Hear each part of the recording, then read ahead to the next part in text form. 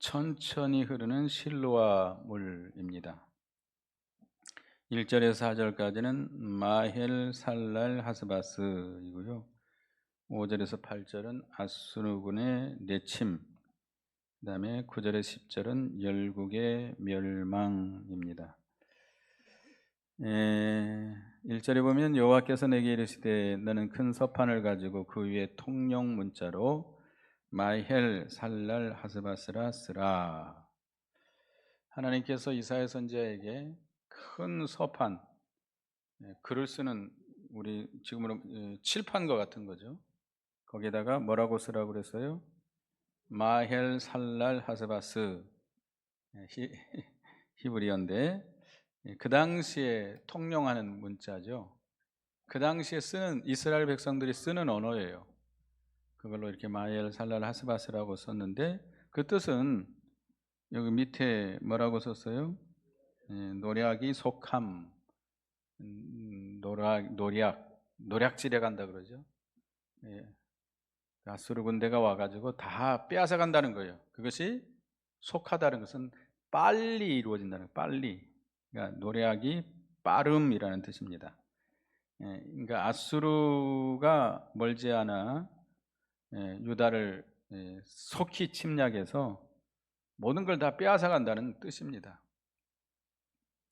그래서 하나님께서 이렇게 이스라엘 백성들에게 이 아수르의 침략을 알게 하려고 통용 문자로 이렇게 마헬 살랄 하스바스라 쓰게 했습니다. 그들로 하여금 아수르의 침략을 알게 하고 뭐하게 하려는 거죠? 회개시키고 바로 세우려고 하는 것이죠. 근데 이게 통용 문자로 쓴 것은 누구든지 읽을 수 있고 누구든지 알아볼 수 있게 하라는 거예요. 우리가 말씀을 전할 때, 복음을 전할 때, 우리가 또 교사들이 주일 학생들, 유초등부, 중고등부, 청년부 말씀을 전할 때도 알아듣기 쉽게 전하라는 겁니다. 어려운 문자를 쓰고 알아듣기 어려운 그런 수로를 쓴다고 하면 안 되겠죠. 모든 사람들이 알아듣기 쉽게 누구든지 들어도 이해할 수 있게끔 전하라는 겁니다. 그 천주교는 지금도 그런지 모르겠지만 제가 학교 다닐 때 천주교 미사하는 거를 좀 구경을 해봤거든요. 근데 신부가 라틴어로 성경을 읽더라고요. 여러분 라틴어 아세요? 우리는 라틴어가 어떻게 생겼는지 몰라요. 유럽에서는 그 라틴어 중세 때 보면 라틴어를 많이 배웠죠. 영어보다는 라틴어를 배웠는데, 하여튼 그 라틴어로 이거 알아듣지 못하잖아요. 우리가 라틴어 뭐 전혀 못 알아듣는데 라틴어로 읽고 간단하게 그냥 좋은 말 해주더라고요. 성경 상관없이 그냥. 근데 그렇게 하면 안 되겠죠. 또 어떤 목사님 경우는 이제 미국에서 살다 오신 목사님인지 모르겠지만 영어를 많이 씁니다. 영어. 요즘 그 젊은 아이들이 말할 때 영어를 많이 써요. 영어. 우리 같이 영어 잘 모르는 사람들은 못 알아들을 수도 있죠. 우리는 무식해서 못 알아듣는데 젊은 아이들은 한국말로 한문 수로로 말하는 것보다 영어로 말하면 금방 알아들어 버려요. 그게 무슨 의미인지. 그러니까 영어를 많이 쓰는 경우도 있지만 여기 대부분은 영어 잘 모르죠? 제가 영어 말을 안 씁니다. 그래서 제가 영어도 모르지만 여러분도 못 알아들으니까 될 수 있으면 알아듣기 쉽게. 그래서 하박국서 2장 2절을 보면 한번 찾아보겠습니다. 하박국서 2장 2절, 거기도 거의 같은 말씀입니다.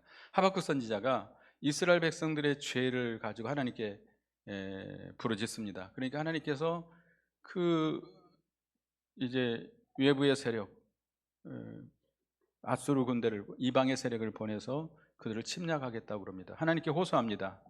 그럴 때 하나님께서 하박국 2장 2절을 한번 읽어보겠습니다. 시작. 여호와께서 내게 대답하여 이르시되 너는 이 묵시를 기록하여 판에 명백히 새기되 달려가면서도 읽을 수 있게 하라. 하박국 선지자에게 그 기도의 응답을 주셨는데 그 응답의 내용을 판에 명백히 새겨서 달려가면서도 읽을 수 있도록 그렇게 하라는 거예요. 그러니까 누구든지 알아들을 수 있도록 그렇게 말씀을 전해야 된다는 겁니다. 그래서 예수님도 예수님께서 부활하신 후에 엠마오로 내려가는 두 제자가 있습니다. 그 엠마오로 내려가는 두 제자에게 부활하신 예수님이 나타나셔서 예수님이 십자가에 죽으시고 부활하실 것을 성경을 들어서 가르쳐 주십니다. 성경을 어떻게 가르쳤어요? 풀어서 성경을 풀어서 알아듣기 쉽게 설명을 해줬다는 거예요. 그러니까 그들이 그때서야 눈이 밝아지고 주님을 발견하게 되죠. 그래서 우리가 그 말씀을 알아듣기 쉽게 해야 되는데 고린도전서 14장에 보면 방언에 대해서 말씀하면서 그렇게 말씀했죠. 고린도전서 14장 8절 9절에 보면 14장 8절 9절을 읽어보겠습니다. 시작. 만일 나팔이 분명하지 못한 소리를 내면 누가 전투를 준비하리요. 이와 같이 너희도 혀로서 알아듣기 쉬운 말을 하지 아니하면 그 말하는 것을 어찌할리요. 이는 허공에다 말하는 것이라. 그러니까 교회 안에서 방언하지 말라는 거예요. 방언하면 알아들을 수 있어요? 못 알아듣죠.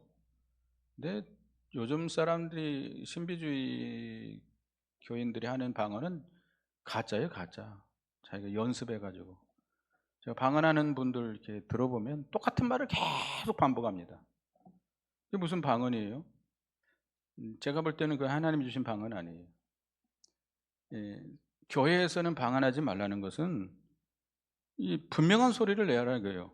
혀로 알아듣기 쉬운 말을 해야지.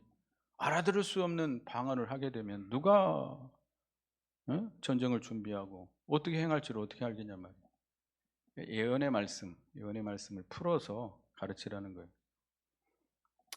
지금은 군대에서 나팔을 안 붑니다만은 제가 어렸을 때 보면 군대에서 모든 걸 나팔로 신호합니다. 아침 일어나라, 점호 준비해라, 저녁 전보하라, 뭐 밥 먹어라. 나팔이 다 음이 달라요. 뭐 이렇게. 근데 그 나팔이 분명하지 못하면 지금 뭐를 해야 될지 모르는 거잖아요. 신호가 다 정해져 있어요. 이렇게 나팔을 불면 뭐를 하고, 이렇게 나팔을 불면 뭐를 하고. 근데 그게 나팔을 정확하게 불지 못하면 어떻게 전투를 준비하겠는가 말이에요.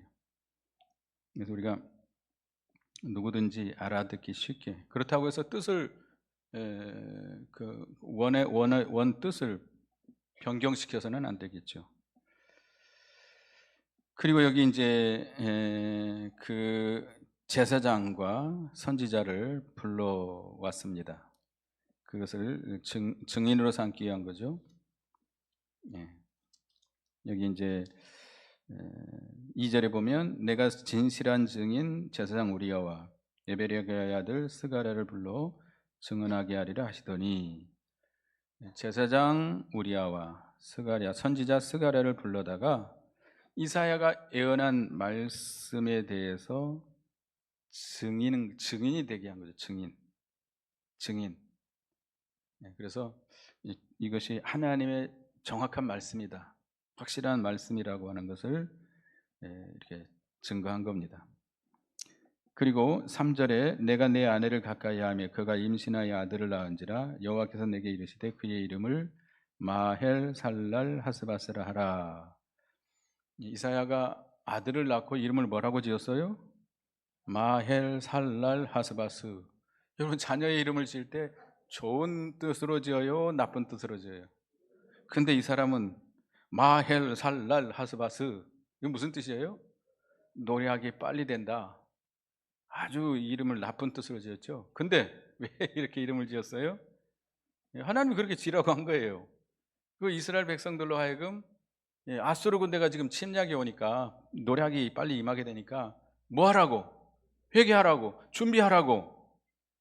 그러니까 이 이사야 선지자는 자기 아들 이름을 짓는 것도 하나님의 일을 위해서 지었습니다. 첫째 아들 이름이 뭔지 아세요? 스알야숲. 여기 보겠습니다. 스알야숲. 7장 어디 나와요? 7장 3절. 7장 3절 읽어보겠습니다. 7장 3절 시작. 그때 여호와께서 이사야에게 이르시되 너와 내 아들 스알야숲의 윗못 수도끝 세탁자밭 큰 길에 나가서 아스를 만나. 이 스알야숲, 큰아들을 스알야숲이라고 이름을 지었는데 그 뜻이 뭐예요? 남은 자가 돌아오리라.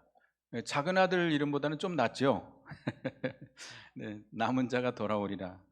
이렇게 지어 있는데 그것은 뭐냐면 환난 당하는 유대 백성들을 하나님께서 보호해 주시며 결국 회개케 하여 정결케 되게 해서 구원받게 될 것을 이렇게 가르쳐 주는 것입니다. 그러니까 지금 환난 당하고 있는 유대 백성들에게 뭐 하라는 거예요? 회개하고 정결케 되라. 그래야만 건져줄 거다. 그래서 이 큰 아들 이름을 스알야숲이라고 지었고 작은 아들은 마할 살랄 하스바스. 이렇게 그러니까 이 이사야 선지자는 자기 아들들의 이름을 지을 때도 하나님을 위해서, 하나님 나라를 위해서, 이스라엘을 위해서 이렇게 사용한 겁니다. 이사야 선지자는 자기 아들까지도, 자기도 하나님을 위해서 몸을 바치고 자기 아들까지도 하나님의 나라를 위해서 이렇게 이용하게 하신 것이죠. 그래서 그들이 어떻게 될 때에 여기 4절에 보면 이는 이 아이가 내 아빠 내 엄마라 부를 줄 알기 전에 다메섹의 재물과 사마리아의 노랑물이 아수르 왕 앞에 옮겨질 것임이라 하시니라. 이 아이가 마할 살랄 하스바스라고 하는 이 아이가 내 엄마, 내 아빠, 내 엄마라고 부르기 전에, 말을 하기 전에, 말을 배울 때쯤에서 어떻게 된다? 아수르 군대가 침략해서 이스라엘을 치러 왔던 그 아람의 수도 다메섹과 이스라엘, 북쪽 이스라엘 수도 사마리아를 침략해서 다 노략하게 할 것이다. 아이들마다 좀 다릅니다만 요즘 애들은 엄청 빠르더라고요. 요즘 애들은 너무 빨라가지고 어른들하고도 말싸움할 정도로, 요 조그마한 꼬맹이가 말이에요. 근데 우리 때는 말을 엄청 늦게 배웠습니다. 되게 2살, 2돌 지나가야 말 배웠을까요? 저는 생각지도 안 납니다만은 제가 국민학교 입학할 때 생각나는데요. 50까지 쉬어버려요. 50까지. 하나, 둘, 셋, 넷, 다섯, 여섯, 일곱, 여덟. 그래가지고 입학했어요. 기억, 니은, 디귿, 리을도 모르고 입학을 했어요. 2학년, 3학년 갈 때서나 이제 한글 다 띄었을까요? 지금 애들은 뭐 영어까지 배워가지고 얼마나 똑똑한지 참 세상이 달리던데, 하여튼 한 2살, 3살쯤 돼서 아수르 군대가 침략해서 아람과 사마리아를 노략해 갈 것이다라고 하는 것을 말씀하고 있습니다. 그 다음에 5절에 보면 여호와께서 다시 내게 말씀하여 이르시되 이 백성이 천천히 흐르는 실로아 물을 버리고 르신과 르말리아 아들을 기뻐하느니라. 이 백성은 누구죠? 유다 백성들이죠. 유다 백성들이 천천히 흐르는 실로아 물을 버렸다. 실로아 물이라고 하는 것은 실로암, 그 샘이 실로암이 있죠. 실로암 샘. 거기서부터 솟아난 물이 흘러내리는 거죠. 그 물이 기드론 신호를 통해서 흘러내려가는데 아주 적은 양입니다. 여러분 에스겔 47장에 보면 성전 문지방에서부터 물이 어떻게 나왔다 그랬어요? 조금씩 새어나왔다 그랬어요. 이 물이 점점 1천척을 측량하니까 발목에 오르고 1천척을 측량하니까 무릎에 오르고 1천척을 측량하니까 허리에 오르고 1천척을 측량하니까 건너지 못할 강이 됐다. 그 물이 흘러가는 곳마다 다 어떻게 됐어요? 다 소생했어요. 아라비아, 그 아라바, 그 황무지가 소생하고 사회가 소생하는. 그러니까 하나님이 하시는 생명의 역사는 이렇게 조용하게 잔잔하게 이루어져 나간다는 거예요. 근데 유다 백성들이 그런 하나님이 하시는 생명의 역사를 버리고 뭘 부러워했어요? 뭘 사모했어요? 북쪽 이스라엘, 아람, 그들의 군사력, 그들의 재물, 그러니까 세상을 사모하는 거예요. 세상. 하나님이 하시는 생명의 역사, 거기서 우리 영이 소생하고 거기서 나오는 그런 심령의 평안과 기쁨과 희락과 이런 거를 버리고 육신의 쾌락을 쫓아가는 거죠. 세상 물질, 세상에서 그 잘나고 뛰어나고 뭐 이런 거를 그리워 그걸 쫓아가는 거예요. 그것이 참된 걸까요? 속는 거죠. 우리 예수 믿는 사람은 하나님이 하시는 생명의 역사를 사모해야 됩니다. 내 영이 소생해야 돼요. 그것은 실로와 물처럼 아주 잔잔히 이루어집니다. 우리가 그 열왕기상 15장에 보면 이세벨이 엘리야를 죽이려고 합니다. 그 바알 선지자들 잡아 죽였다고 그래가지고 죽이려고 하니까 엘리야가 도망칩니다. 그래서 저 강야 로렙나무 아래 쓰러져 하나님 앞에 죽기를 구합니다. 삶은 뭐합니까? 죽여달라고 합니다. 그러니까 하나님께서 그에게 뭘 주죠? 떡과 물을 주면서 다시 깨우고 다시 잡으니까 다시 떡과 물을 줘서 40주 40야를 다름질해서 어디에 이르게 만들죠? 호렙산 굴에 들어가게 만듭니다. 그 앞에서 뭐가 지나가지요? 처음에 큰 바람이 일어나가지고 막 돌멩이가 날아가고 돌이 깨져나가고 바위가 깨져나가고 어마어마한 바람. 그런 바람이 있어요? 바위가 깨져나가는 바람이 있어요? 어마어마한 바람. 그 다음에 그 지나가고 나니까 뭐가 지나와요? 지진이 막 일어나고 온 천지가 막 들썩들썩하고 막 갈라져 나가고 무너져 내리고, 그것이 지나가니까 또 뭐가 지나가요? 불이 모든 걸 사르고 지나갑니다. 뜨거운 역사. 이것은 기독교 안에 일어나는 특수 역사를 가리키죠. 거기 하나님이 있다고 그랬어요? 없다고 그랬어요? 없다고 그랬어요. 거기 계시지 않았다고 그랬어요. 바람의 역사. 이 기독교 안에서 그런 역사 일어나요? 바람의 역사, 지진의 역사, 불의 역사, 막 어마어마한 역사가 일어납니다. 그 신앙촌 박태선 씨가 그 당시 장로였나 집사였나, 한강, 그 당시에는 한강이 이렇게 그 모래사장이 있다고 그렇습니다. 투썸 같은 데 가면 그런 데서 집회하면요, 그 서울 시내 모든 교회 애들이 거의 다 모여들어왔다 그래요. 엉터리를 가르치는데도 막 거기에서 막 이상한 막 이적이 일어나고 막 역사가 일어나니까. 근데 결국 그게 그 이단인데, 거기 하나님 계시는 게 아니에요. 뜨거운 역사, 모든 한국 사람들 다 막 거기에 막 흔들리고 막 불의 역사, 뜨거운 역사가 일어나지만 거기 하나님 계시는 게 아니에요. 그 모든 것이 다 지나간 다음에 어떻게 됐죠? 조용하고 고요한 가운데 뭐가 들려왔어요? 세미한 음성. 세미한 음성은 들릴까 말까 하는 음성이에요.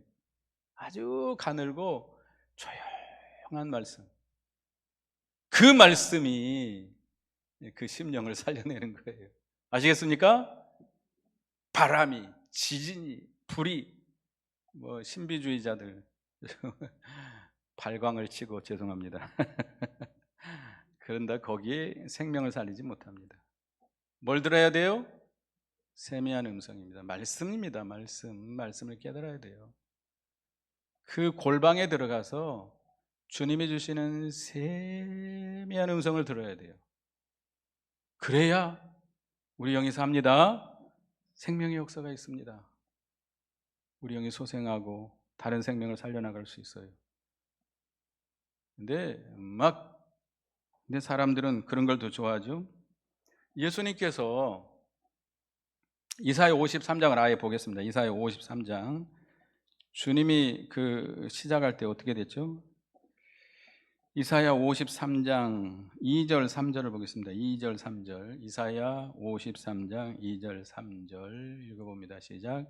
그는 주 앞에서 자라나기를 연한 순 같고 마른 땅에서 나온 뿌리 같아서 고운 모양도 없고 풍채도 없은즉 우리가 보기에 흠모할 만한 아름다운 것이 없도다. 그는 멸시를 받아 사람들에게 버림을 받았으며 간고를 많이 겪었으며 질고를 아는 자라. 마치 사람들이 그에게서 얼굴을 가리우는 것 같이 멸시를 당하였고 우리도 그를 귀히 여기지 아니하였도다.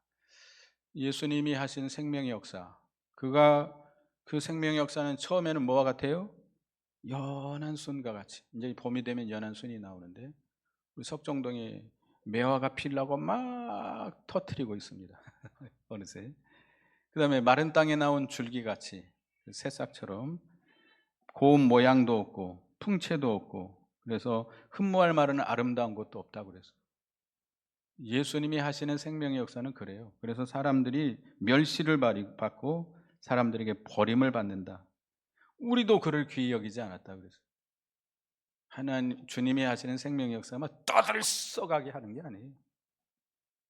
처음에는 생명이 자라날 때는 아주 연한 순과 같이 그렇게 시작되는 거예요. 생명의 역사는 그렇게 시작되는 거예요. 점점 창성해서 모든 걸 소생시키는데 그것이 중요한 것이에요. 그것이 굉장한 군사력, 돈이 최고야. 돈 없으면 못 살아. 돈 없으면 인간답게 못 살아. 부러워합니까? 부러워하죠. 근데 그것이 우리를 살려내는 거 아닙니다. 굉장한 군사력.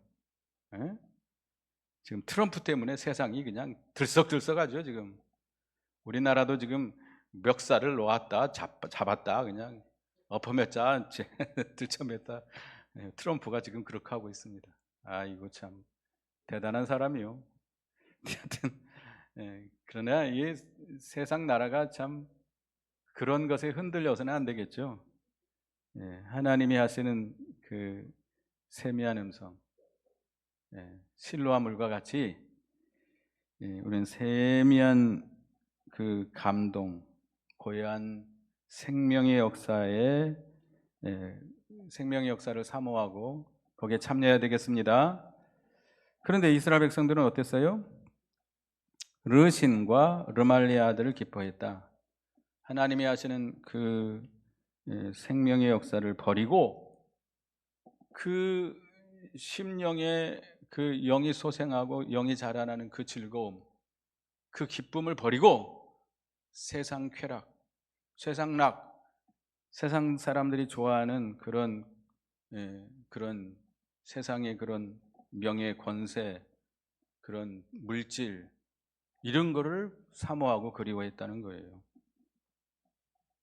그래서 하나님께서 어떻게 하시겠다는 거예요? 하나님의 생명의 역사보다는 그런 것들을 기뻐하고 부러워했기 때문에 하나님께서 그들을 어떻게 한다고 그랬어요? 7절 읽어보겠습니다. 시작. 그러므로 내가 흉룡하고 창이란 큰 화수 곧 아스르 왕과 그 모든 이력으로 그들을 뒤엎을 것이라. 그 모든 골짜기에 차고 모든 언덕에 넘쳐 8절 흘러 유다에 들어와서 가득하여 목에까지 미치리라. 임마누엘이여 내가 펴는 날개가 내 땅에 가득하리라 하셨느니라. 하나님이 하시는 그 생명의 역사를 버리고 이 이스라엘, 아람이 그들의 군사, 그 재물을 부러워하고 그것들을 사모했기 때문에 하나님께서는 흉룡하고 창이란 큰 하수 같은 아주 강팍하고 잔인한 아수르 군대를 보내가지고 유다를 침략하게 하겠다는 거예요. 유다의 그 홍수가 뒤덮이면 이 물이 무섭다는 거 그 홍수를 겪어본 사람들은 알죠. 물이 참 무섭습니다. 물이 차오르면 다 쓸어가 버리죠. 목에까지 찼다. 목에까지 죽을까 말까 할 정도로. 그래서 그 유다 백성들이 자비롭고 긍휼과 사랑으로 우리에게 대하시는 하나님을 버리고 이렇게 세상 나라를 사모하고 기뻐했기 때문에 하나님께서 아수르 군대라고 하는 강하고 잔인한 막대기로 징계하겠다는 겁니다. 그래서 하나님의 사랑과 그 말씀의 멍에, 은혜의 말씀의 멍에를 무겁다고 벗어버리면 하나님께서 뭘 메워줘요? 쇠멍에를 불러옵니다. 쇠멍에. 여러분, 주일 지키는 게 힘들어요? 주일 지키는 게 힘들어 죽겠대요. 주보 때마다 그냥 공예배 빠지지 말라고 놀러 가고 싶어 죽겠는데, 여행 가고 싶어 죽겠는데. 무거워요? 말씀의 멍에 하나님께서 은혜 주시려고 우리에게 사랑의 그 말씀의 멍에를 메워주는데, 그게 싫다고 벗어버리면 뭐가 와요? 쇠멍에. 쇠멍에는 벗을 수도 없어요. 나무 멍에보다 몇 배가 더 무겁습니다. 벗어버릴 수 없는 쇠멍이가 온다고 그랬어요. 예레미야 28장 13절에 나오죠. 그래서 임마누엘이여, 그가 펴는 날개가 내 땅에 가득하리라. 임마누엘은 유다 나라를 가득 말씀하는데요, 유다 땅에 아수르 군대들이 들어와서 아주 편만하게 퍼져서 전국을 점령할 것을 말씀하고 있습니다. 물론 이것은 영적으로 임마누엘 되시는 예수 그리스도의 교회가 믿음을 지키지 않았기 때문에 아수르와 같은 세상 세력, 이방 세력이 교회를 정복하게 될 것을 가리킵니다. 예수님께서 그 예루살렘 그 마태복음 24장에 보면 세상 깃발이 교회에 선 것을 보거든 어떻게 하라고 그랬죠? 도망가라고 그랬습니다. 도망가라. 교회 안에 세상 권세가 교회를 정복할 때, 이때는 이제 대환란이 오는 때, 대환란. 그때는 어떻게 해야 돼요? 도망쳐야 돼요. 믿음의 다른 박지, 믿음의 도망을 쳐야 됩니다. 하나님이 계신 저 시온 성상을 위해서 도망을 쳐야 돼요. 교회가, 교회 안에 세상 권세가 간섭하는 거예요. 우리나라는 아직 그렇지는 않지만 앞으로 교회를 간섭하겠다, 이런 사람들이 나올 겁니다. 중국 같은 데는 우리 유영길 목사님이 얼마 전에 다녀왔는데요, 중국 교회 3자 교회들은 여기 앞에다가 중국 오성기를 개양해야 돼요. 중국 오성기 있죠? 중국 깃발 알죠? 국기 빨간색에다가 5개 별 있는 거. 그리고 저 여기다가 옆에다는 크게 공산 그 시진핑이가 내린 그 뭡니까? 뭐 그거 있어요. 그걸 빨간 글씨로 써놓았어요. 지켜야 돼요. 지키지 않으면 교회가 어떻게 돼요? 예배당이 폐쇄. 깃발을 개양하지 않는다든지 이거를 열람하지 않으면 다 문 닫아요. 그 말 안 들으면 어떻게 하죠? 포크레인 가져와 가지고 교회를 허물어 버려요. 그래서 지금 이 중국에 있는 교회들이 어마어마하게 핍박을 당하고 있고요. 전에보다 훨씬 교회들이 안 모이고 18세 이하는 교회 못 와요. 18세 이하는 절대, 그 18세 성인이 아닌 자에게 말씀을 가르치면 처벌당합니다. 앞으로 교회를 어떻게 하겠다는 거예요? 다 죽이겠다는 거예요, 시진핑이가. 그래서 지금 우리가 지금 중국에 들어가지도 못하고 있고요. 지금 이제 인터넷으로 이렇게 공부시키고 있습니다. 인터넷으로 줌이라든지 위챗이라고 있어요. 그 중국 사람들이 쓰는 위챗. 우리나라로 말하면 카톡과 같은 건데요. 저는 이제 화요일 날 하다가 지금 목요일 날 아침에 한 1시간 정도 공부하고 있습니다. 그것도 몰래 하는 거죠. 몰래. 근데 하여튼 교회 안에 국가의 권세가 장악하면 이제 그때는 대환란이 오는 거죠. 그러니까 왜 그렇게 된 거예요? 교회가 왜 그렇게 된 거예요? 믿음을 지키지 않기 때문에. 믿음을 지키지 않기 때문에. 교회가 성도들이 육으로 기울어지고 세상으로 기울어져 가지고 이 교회 지도자들이 다 물질주의, 정욕주의에 빠지고 세습하고 물질 가지고 서로 싸우고 다투고, 예? 교회 안에 경찰들이 들어와 가지고 서로 싸우지 못하게 만들고, 이 교회가 아니죠. 난장판이죠. 그러니까 세상 세력이 교회에 와서 들어와 가지고 간섭하겠다는 거예요, 이제. 예, 그렇게 되면 큰일 나는 겁니다. 그래서 9절 10절에 보면 여러 민족들아 함성을 질러 보아라. 그러나 끝내 패망하리라. 너희 먼 나라 백성들아 들을지어다. 너희 허리를 동이라. 그러나 끝내 패망하리라. 너희 허리에 띠를 띠라. 그러나 끝내 패망하리라. 너희는 함께 계획하라. 그러나 끝내 이루지 못하리라. 말을 해보아라. 끝내 시행하지 못하리라. 이는 하나님이 우리와 함께 계심이니라. 유대 나라 하나님의 백성을 괴롭히는, 대적하는 세력들은 하나님이 반드시 망하게 한다는 거예요. 세상 나라가 교회를 간섭하지만 결국 누가 이겨요? 하나님이 이기고 진리가 이겨요. 믿음이 이겨요. 그러니까 우리는 어떤 핍박이 와도 우리는 믿음을 지켜나가야 됩니다. 거기 굴하지 말고 진리의 말씀을 지켜나가야 돼요. 거기에 굴복돼 가지고 무서워 가지고 신사에 참배하듯이 세상 나라에 굴복당하든지 그러면 안 돼요. 우리는 끝까지 믿음을 지켜나가야 하나님께서 세상 나라를 다 멸망시킵니다. 아무리 허리를 동이고 뭐 힘을 쓰고 서로 계획을 짜고 말을 해봐도 이루어지지 않는다. 왜? 하나님이 누구와 함께 하세요? 자기 백성과 함께 하기 때문에 그렇게 됩니다. 그래서 우리는 이 실로아물, 천천히는 실로아물을 사모해야 되겠습니다. 하나님의 생명의 역사는 고요하고 잔잔하게 세밀한 가운데 이루어집니다. 떠들썩하게 그렇지 않아요. 들리지 않는다고 그랬어요. 들리지 않는다. 그래서 우리는 그런 이 생명의 역사를 사모하고 그리워야지 세상 것 부러워하고 세상 것 바라보고 기뻐하면 누구를 보내요? 앗수르를 보냅니다. 강한 나라를 보내서 우리를 징계한다고 그랬습니다.